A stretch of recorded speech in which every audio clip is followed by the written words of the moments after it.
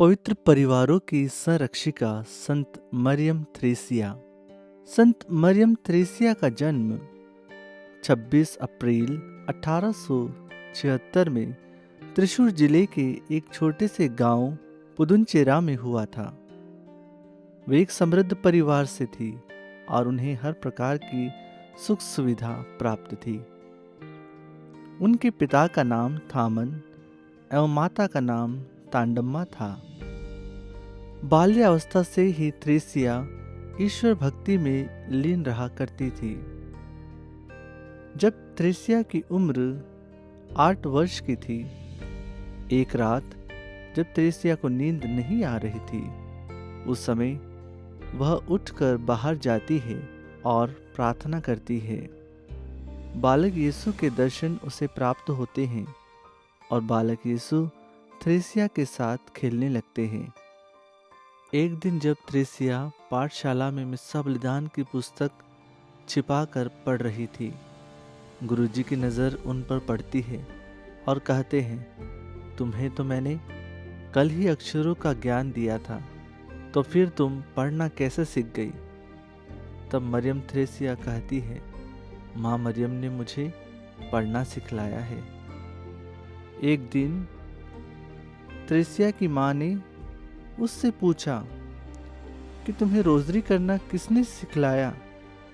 तब थ्रेसिया ने कहा कि माँ मरियम ने स्वयं दर्शन देकर मुझे सिखलाया कि रोजरी किस तरह करना चाहिए। यह सुनकर उसकी माँ दंग रह गई। 1909 में पुदुनचेरा गांव पर महामारी आन पड़ी। सैकड़ों की तादाद में लोग मरने लगे। उसी समय फरिश्ते के रूप में मरीजों की मदद करने के लिए थ्रेसिया निकल पड़ी। थ्रेसिया ने सभी लोगों से कहा कि वे अपने आप को प्रभु के सामने समर्पित करें और पाप स्वीकार कर प्रार्थना में जीवन बिताए। सभी गांव वालों ने पश्चाताप कर पाप स्वीकार किया और प्रार्थना में जीवन बिताया और बीमारी उनके गांव से जाती रही। थ्रेसिया ने धर्मबहन बनने की अपनी इच्छा को बिशप स्वामी के सामने प्रकट किया। बिशप स्वामी ने उन्हें शुरुआत में नकारा, परंतु बाद में उन्हें कार्मेलाइट कॉन्वेंट वल्लूर में दाखिला दिलाया। परंतु इस बात का पता जब पुदुनचेरा गांव के पल्ली वासियों को लगा, तो उन्होंने थ्रेसिया को वापस बुलाने की मांग करी एवं पल्ली पुरोहित के सामने अपनी बात को रखा।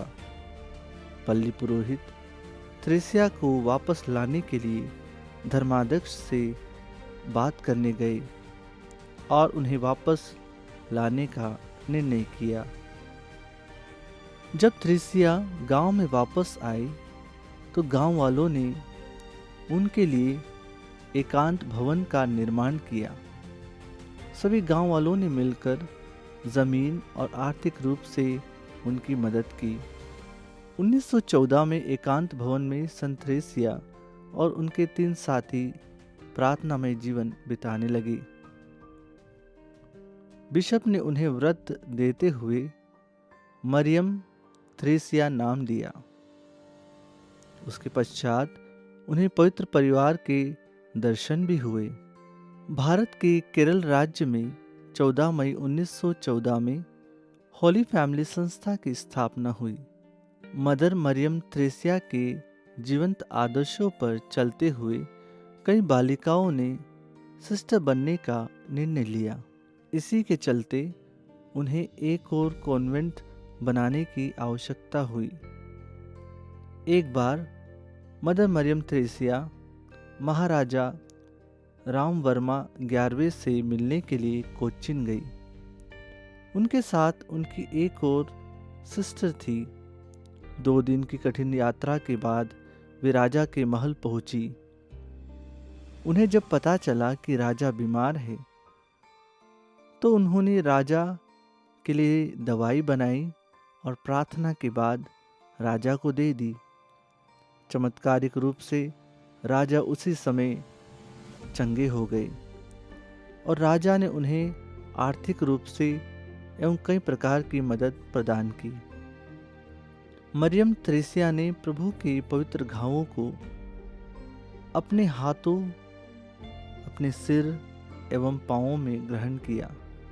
इस बात के सभी गांव वाले साक्षी थे। मदर मरियम थ्रेसिया ने बालिकाओं की शिक्षा एवं सशक्तिकरण, गरीबों एवं निस्सहायों के लिए अपना सब कुछ न्यौछावर कर दिया। मदर थ्रेसिया की मृत्यु 8 जून 1926 में हुई।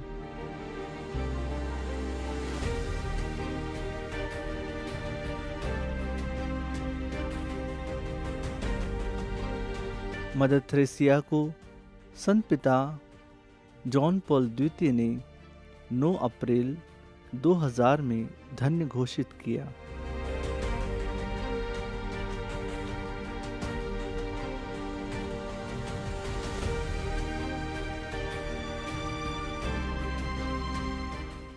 दो 2009 में एक चमत्कार हुआ। एक नन्हे से बालक का जन्म समय से पूर्व ही हो गया था। उसके बचने की कोई संभावना नहीं थी। डॉक्टरों ने उसे मृत घोषित कर दिया था। परंतु जब मदर थ्रेसिया के अवशेषों को उस बालक के सीने पर रखा गया तो नन्हा सा बालक फिर से जीवित हो गया। उसे चंगाई प्राप्त हुई। मदर थ्रेसिया को कई वरदान प्राप्त थे। उन्हें भविष्यवाणी करने का वरदान प्राप्त था, चंगाई देने का वरदान प्राप्त था और प्रभु के पवित्र घावों को महसूस करने का वरदान भी उन्हें प्राप्त था। मदर मरियम थ्रेसिया को पोप फ्रांसिस ने 13 अक्टूबर 2019 को संत घोषित किया। इसी के साथ आज पूरे भारत देश में खुशी की लहर दौड़ गई है। आज भी कई परिवार उनकी कब्र पर आके प्रार्थना करते हैं, क्योंकि मदर थ्रेसिया पवित्र परिवार की संरक्षक संत है। आज हजारों की संख्या में उनके दर्शनाभिलाषी उनकी कब्र पर आते हैं और उनसे मध्यस्थ प्रार्थना मांगते हैं। आइए आज हम परिवारों की संरक्षिका संत मरियम थ्रेसिया से मध्यस्थ प्रार्थना करें। आमीन।